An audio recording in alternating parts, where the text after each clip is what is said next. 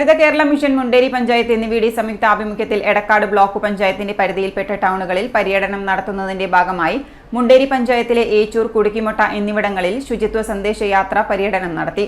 Edakkad block panchayat president P K Prameela ഉദ്ഘാടനം ചെയ്തു. സന്ദേശയാത്ര എല്ലാ ബ്ലോക്കിലും നടന്നു കഴിഞ്ഞു. നമ്മുടെ ബ്ലോക്കിലെ കഴിഞ്ഞ ദിവസം ചെപ്പിലോട് പഞ്ചായത്തിലെ ബ്ലോക്ക് തല ഉദ്ഘാടനം നടന്നു കഴിഞ്ഞിട്ടുണ്ട്. അതിൻ്റെ ഭാഗമായി നമ്മൾ 18-ാം തീയതി മുതൽ 20-ാം തീയതി വരെയാണ് നമ്മുടെ സന്ദേശയാത്ര തുടങ്ങിയത്.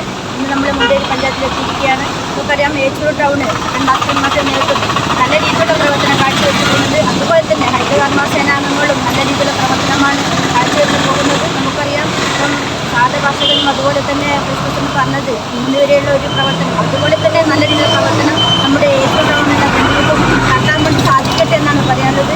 ഈ പരിപാടി നമുക്കറിയാം, ഇന്നിവിടെ നമ്മൾ ചെയ്യുന്നത് കടകൾ കയറി സ്റ്റിക്കർ ഒട്ടുകയും അവർക്ക് ചെറിയൊരു ബോധവൽക്കരണ കാര്യങ്ങൾ പറഞ്ഞു കൊടുക്കുകയുമാണ് ചെയ്യുന്നത്. നമ്മുടെ ബ്ലോക്ക് പഞ്ചായത്തിൻ്റെ അതിലൊരു വ്യക്തി നമ്മളിന്ന് ആദരിക്കുന്നുണ്ട്, കൈ നൽകിക്കൊണ്ട് ആദരിക്കുന്നുമുണ്ട്. തുടർന്ന് അങ്ങോട്ടും നല്ല ചില പോകാൻ വേണ്ടി സാധിക്കട്ടെ എന്ന് മാത്രം പറഞ്ഞുകൊണ്ട് ഈ പരിപാടി ഔപചാരികതയ്ക്ക് വേണ്ടി ഉദ്ഘാടനം ചെയ്ത് നിർത്തുന്നു. നിങ്ങൾക്ക് എൻ്റെ അഭിവാദ്യം.